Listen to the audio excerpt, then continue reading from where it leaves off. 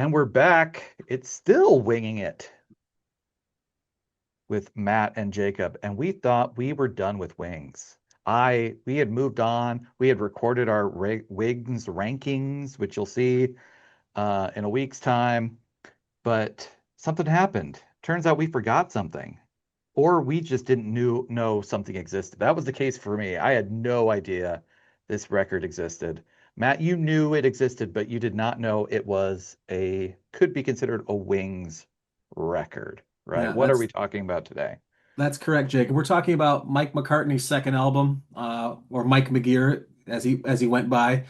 This album was produced by Paul McCartney and features Denny Lane, Linda McCartney, obviously Paul, and Jimmy McCulloch. And That's I was Wings. not aware. Yeah, I was not aware that I knew Paul had something to do with it because I bought the Esoteric CD release. Hmm, And I can show that here in a bit, yeah. what's inside there. But I bought that a few years ago, just knowing that Paul had something to do with it. I think listened to it once, thought it was perfectly fine, never listened to it again.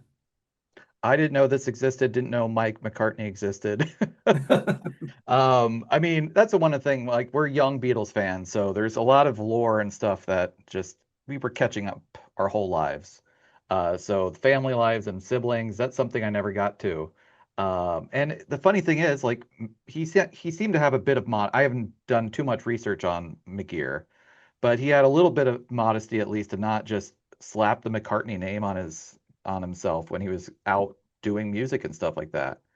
And if you look at the original credit, like some of the credits I see don't have Paul and Linda mentioned for writers. Maybe there were pseudonyms. They're definitely in They the went Apple by Music. Paul and Linda McGear actually, Yeah. in the credits. Yeah.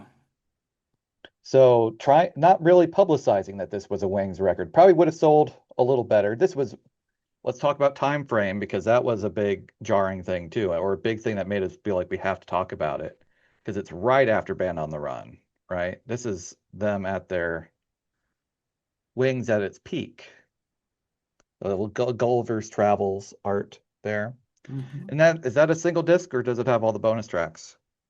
This has two bonus tracks, but this particular clamshell by Esoteric, which is like a specialty label for the Cherry Red reissue series, comes with a couple other discs. This particular disc has this is DVD remixes and interviews, and then it comes with another disc which is outtakes and oddities, all Mm. from the sessions, and then it comes with a couple posters. Here's the one that's looks like some of the lyric sheets and chord progressions. And then this is a bigger poster of the Gulliver's Travels, the land of the Lilliputians there. And then it comes with a like a 45 page book with lots of really cool information. This could be So there had pretty must be cheap some too. sort of market for this record, despite me never hearing about it, if they were to put all that effort into it. So shows my ignorance, I guess. Uh, but you can still get the original vinyl, as you were talking about, pretty cheap. Yeah. Um, and we haven't talked about what my feelings were of the record. I assumed Matt liked it from just listening to it. Uh, but last night I was in the shop and I was on Discogs and I ordered a copy as well. Spoiler alert, I think this is a very fun album. But it's so cheap that I had to order other stuff just to get the seller to send it to me. The $6 shipping wasn't enough. They'd be like, you have to spend at least uh 15 bucks or something. And so I had ordered a Birds record that they Oh, have nice. for cheap. So I'm curious. I'm going to listen to that. That'll be fun too. A little bonus. It's probably not in as good of condition, but this was a VG Plus McGear. So unfortunately, now that the secret's out, all of our listeners are going to want to buy this record because it is a lot of fun. Um, you said you listened to it probably 20 times, and me probably as well, just because I always try and put in the homework. Um, so let's start it out with track number one. It's called Sea Breezes.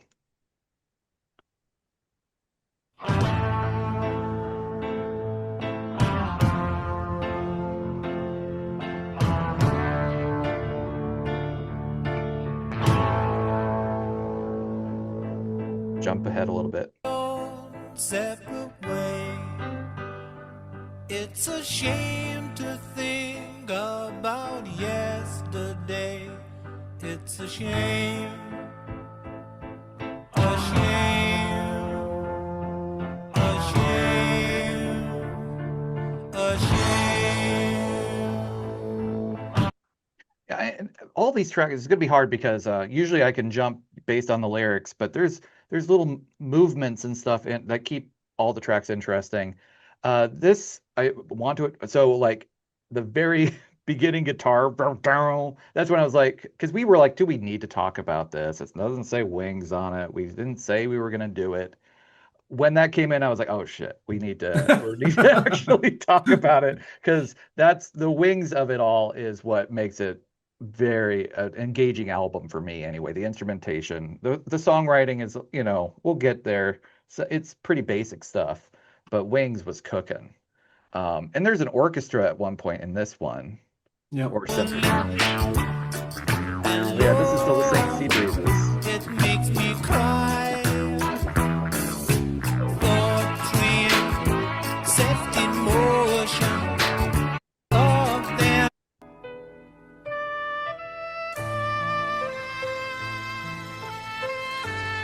That's pretty stuff. That's pretty awesome.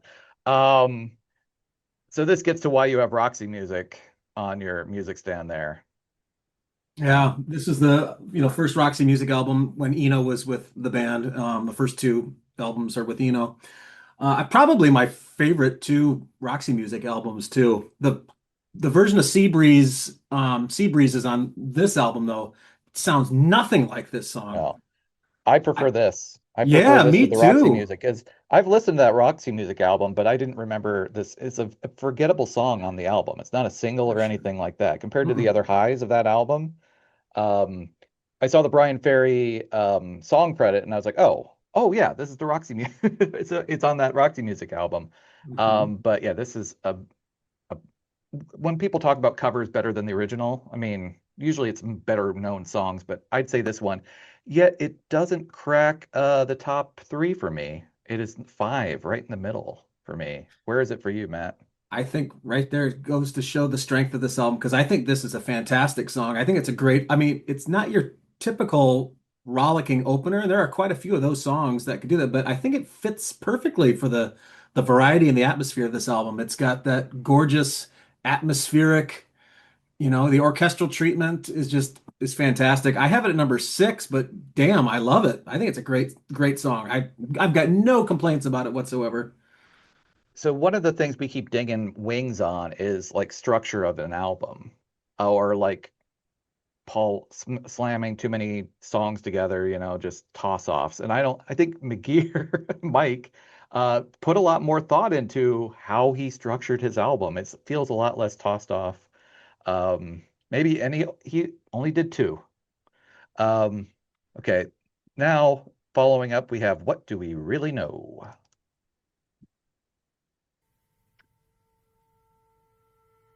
All the songs have very slow build-ups. A little backwards guitar effect there.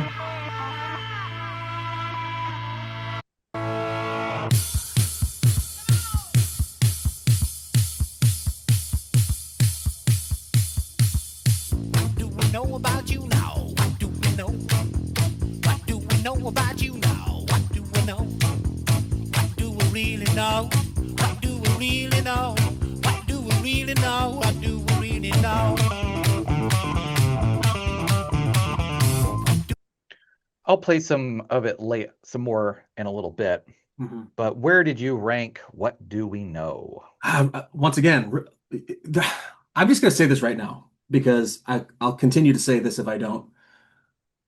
I don't dislike any songs on this album. There's a couple at the end, my 9 and 10, which are a bit of a drop, but I still like them. I wouldn't skip them. This is a great song, and I feel bad that I have to put it at number seven because there are so many movements and sections to Yeah. the song. It's definitely a rocker. It's got a strong Wings feel to it. I'm sure you're going to talk about that little middle section at some point when Oh, you play it maybe. What do we really at know? around 1 minute and 40 seconds. You can hear Paul there. Right here. What do we know know when the night comes down with the drown of the morning after. No, yeah, here's the thing. Like you listen to this song, like this album enough, I started to get sick of this song, maybe at least the very beginning, because it's very repetitive. This rockabilly driving thing, not really my speed. But then it changes gears into something else just as soon as you get bored of it, and then you don't skip it. So it is a song I like. It is still number 8 though, because there's a lot of other things I like more than that. Now, this is one I knew you would love. It's called Norton. Am I wrong? I well, Okay. Norton is a mummy's boy. Norton's very clever. Norton's very good at sport in the nicer weather.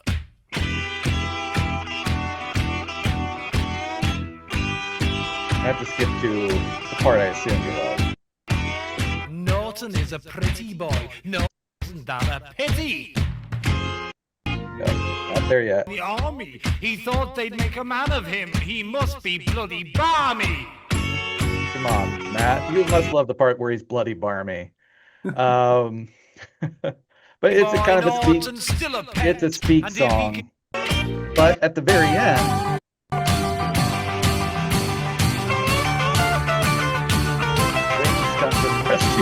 I love you, Norton. he loved them. Oh boy.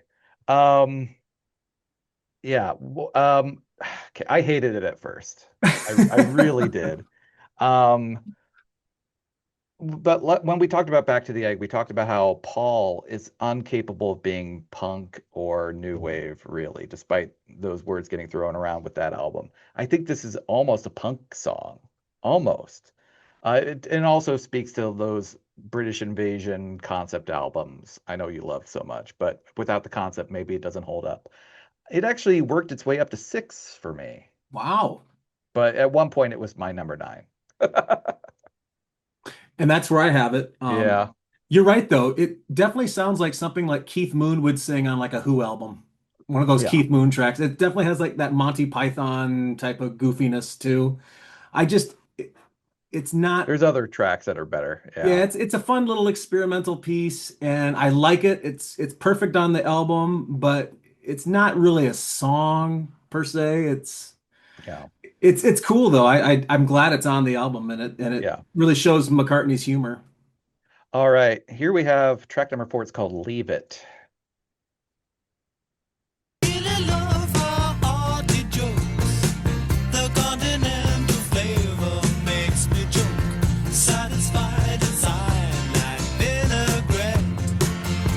right, let's get to the chorus.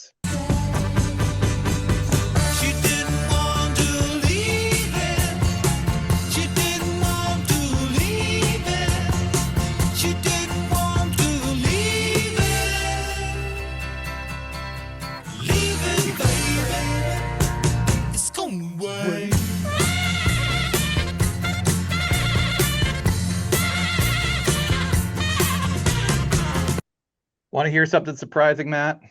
You actually like a song with saxophone? I love the saxophone in this. I think it's great. I like this song. I like the saxophone in it and the next track too.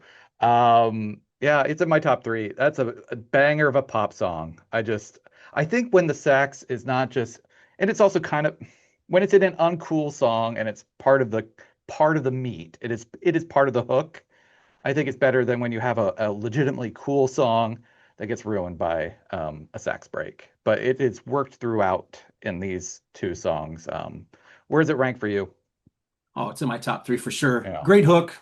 It's probably the most immediately memorable track when listening to this album. So, a little story about this track. This actually was a single that came out before the album Oh, that Paul produced and went to Linda's father, something Eastman, I forget his name. He was managing Paul at the time and convinced Paul that you just need to go in there with Mike and make a full album. And Paul used this as an exercise actually to try out a new drummer and a new guitarist for Venus and Mars because, Band on the Run, it was just the 3 of them. That's how we met Jimmy McCulloch, was through this through this exercise. So it was a really fruitful exercise for Paul as well as for Mike. Yeah, it's in my top three, and I love the saxophone. It really reminds me of like a David Bowie type of song around this Yeah, time. And believe it or not, the saxophone player on this song is different than the guy who plays sax on the rest of the album. So if you've noticed the really. tone is a little bit different, it's because it's a different guy. Huh. I do. I'm looking at the writing credits, and it just says Linda and Paul McCartney. So this is one that Mike is listed for a few of them, but Mhm. not this one. Let's listen to what. Ooh, this is a 6-minute song. It's going to be hard to pick what parts to pick, but let's Yeah. listen to "Have You Got Problems." Try to jump ahead. Wake up, you sip hot tea, mindless music, radio free. You see blue skies and think of sea. How are you doing? All right, I'm going to jump ahead. Hey now, a blues is great. Think of all the promises made to you. Think of all the lives that were going. The Beach Boys. I am the light in your darkest hour. Through any crisis, I will be your power.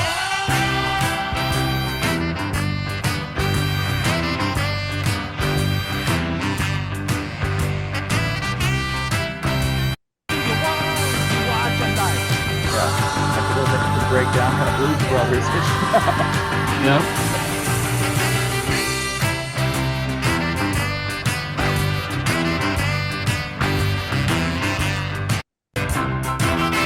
That's probably enough to get a taste of it. People should listen Mhm. to it on their own. This is written by Mike and Paul. This is also in my top three. I think it's just a lot of fun. I think it's back to back, just really fun pop songs at this part of the record.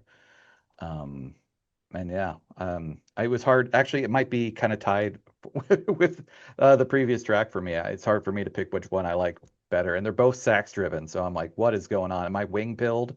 Did wings break my brain? And I am now a connoisseur of the cheese. I don't know. But where's it rank for you?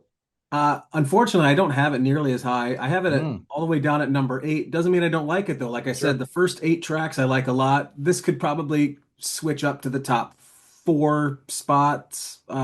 But my problem is it's just a little long. You mentioned that. I like when it goes into that different time signature. That's quite cool. I don't find the saxophone as welcoming on this song as I did on the other Mhm. song. It's a little bit more rocky, rolly. Um, and yeah, it's very good. I just maybe because Yep. it's over 6 minutes long, that just I knock it down for that. But it's great.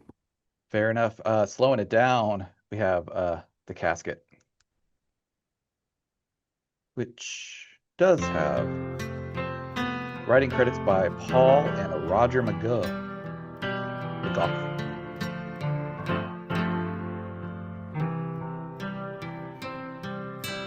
There is a broken casket washed up by the morning tide with a young girl's magic mementos and second-hand jewelry inside. Okay. A track Jump around just to show the that hermit it's crab's kind of like this got through the whole song. a wall photograph. This is my bottom. This is my number 10. And I have empirical, for once, I actually have proof that this is the worst album or worst track on the album. I'm going to share just really quickly um, on the screen. So on Oh, Apple Music, you get these little dots, right? When a track is listened to a lot in an album. And for the first 10, they all have dots. The casket is skipped by everybody. And then we have all the bonus tracks that people don't listen to. And I didn't yeah, listen to. And you that's said are funny. good. I'm going to come back. But yeah, no one listens to the whole thing here. It is the skippable track of the album. It's pretty, but it's boring. It's just boring. I can see from your nods you agree. I agree with you. I think it is a pretty song. I have a problem with the piano in the right hand playing along with Mike as he's singing. I don't think it's necessary. I think it could just be this nice arpeggio, but I would assume it's Paul because if you look at the credits, it's like Paul does piano, bass, drums, synthesizer, I mean, guitar, everything. And then I absolutely hate how the saxophone comes in and just starts noodling like the second half of the song. It doesn't need a I don't even know if I saxophone. got It's not a song that should far use a in sax. it ever, It's more than a couple annoying. times. It's distracting. Yeah, That bothers me. Had it not been for those two things, I don't know if I would have put it at 10 because I think it is a pretty song. I just yeah. It's yeah. weird If choices. it was a little shorter, um, maybe it would have worked in front of a few things. Let's pick it back up with Rainbow Lady.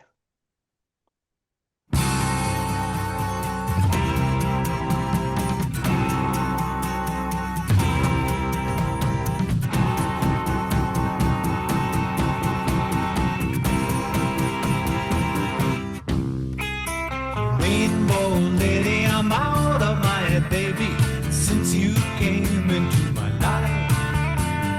Rainbow lady, changing colors daily. Will you change into my wife? Where I'm be my friend. All right. That's a fun pop song. It is a silly pop song. Another throwback to I couldn't even like pin what this is trying to emulate, but it's clearly like yeah, definitely looking back at a different era of rock and roll. Did your rock and roll radar pick any specific influences on this track? Seems like sunshine pop from the late 60s. Hmm. Yeah. I like it, but it's in the bottom half for me. It's a seven. I have it in my top three. I think it's Oh, just absolutely irresistible. It's so catchy and melodic. One of the easier tracks for me to come back to. Um, Also, I know you're probably not a fan of this, but around 1 minute and 40 seconds or so, there's all this right. great synth solo. I just love it. I do like that.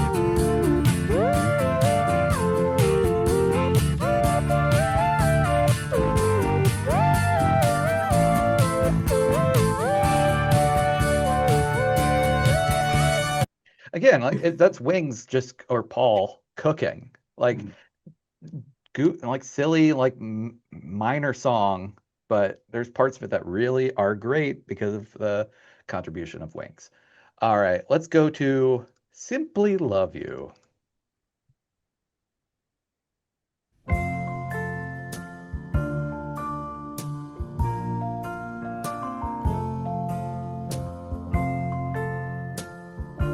Jump ahead to the singing. I simply love you, love you, love you, know that I love you.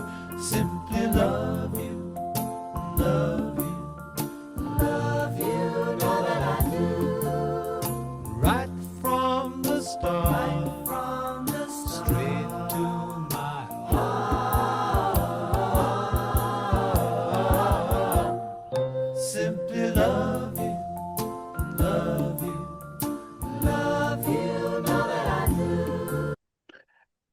I do want to play some of the last half of the song, maybe a little bit later. I do really like the song. It is, however, just because I like everything else a little more, because it's so simple and kind of dumb, it is my number nine. But it really does showcase Linda and Paul too with the harmonies, and that's kind of why I want to play some of the back half. Might have passed it.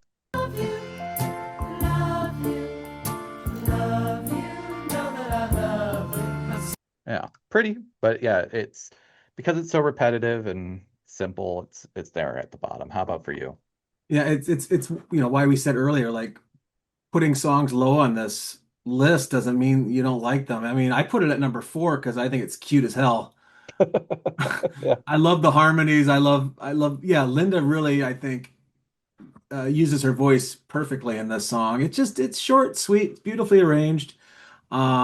Probably maybe too high to be number four, but Mm. this is a good You pulled a freaking Norton with album, me. man. It's a I put good Norton album. too high, so what's all? No. All right, let's listen to "Giving Grease a Ride," a song from the title. I was like, I'm not gonna like this one.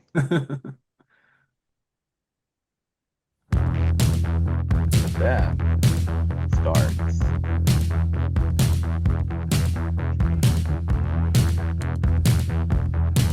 I was behind the wheel of my automobile, giving grease a ride. I was driving so lazy, my baby went crazy to stop me. Why?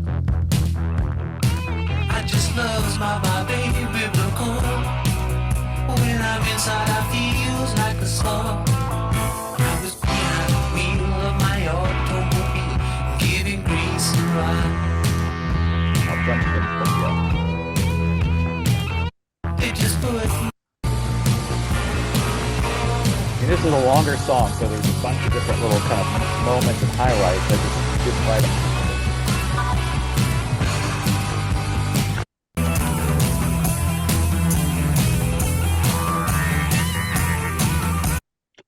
Yeah, a lot of tweaking of the knobs.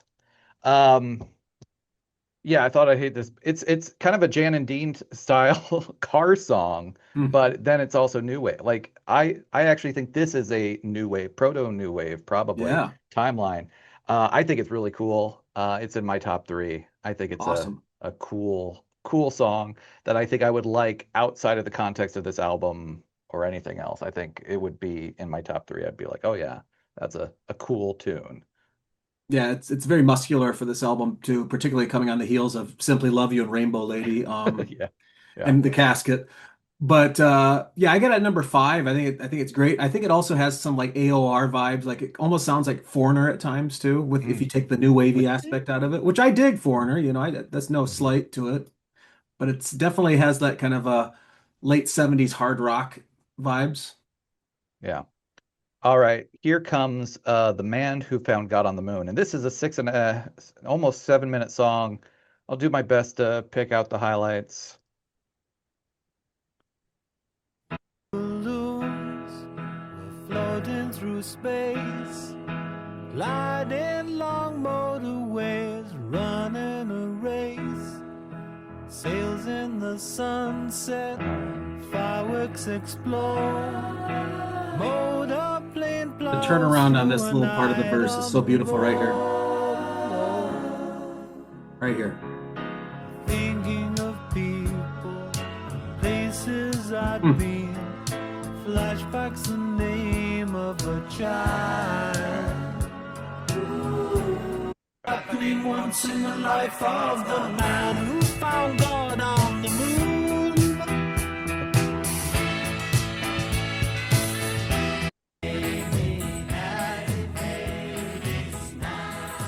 And that's the very end. So that's clearly the most ambitious song on the album. I know it's in your top three, Yeah. just from It, process of elimination, this is a but also Bowie I could type of just tune, man. This yeah, totally is Bowie, all written all over it, yeah. and I love that. Obviously, that's a good I thing love going Bowie for it. too. I am surprised. This is just outside of my three at number four because I don't know. I was more blown away that I liked the saxophone and convinced myself that those have to be top three for that. But I will not, yeah, knock this song. People need to listen to it. There's a lot going on to it. But I'm right about top three. Let's do it. Anything else I need to say about Man Who Found God on the Moon? Uh, no, I mean it's as you said, it's super ambitious. Yeah. It's kind of weird. There's that vocoder section, like sounds like a Yeah, and then there's transformer. also some talking, Is it McCartney Buzz style, Aldrin? like I think maybe. yeah, but it's an astronaut, not a sea captain or a Right. submarine guy or whatever. My top three are Have You Got Problems at number three, Leave It at number two, and Giving Grease a Ride at number one. Awesome. Love it. My number three is Rainbow Lady. Number two is The Man Who Found God on the Moon. And number one is Leave It. Yeah, Leave It's a cool song. I'm glad we didn't have to figure out where this ranked with Wings because it is an asterisk album, but I am glad we listened to it and talked about it because it is a fun record. People should listen, check it out. And next episode, we will rank every Wings album except this one.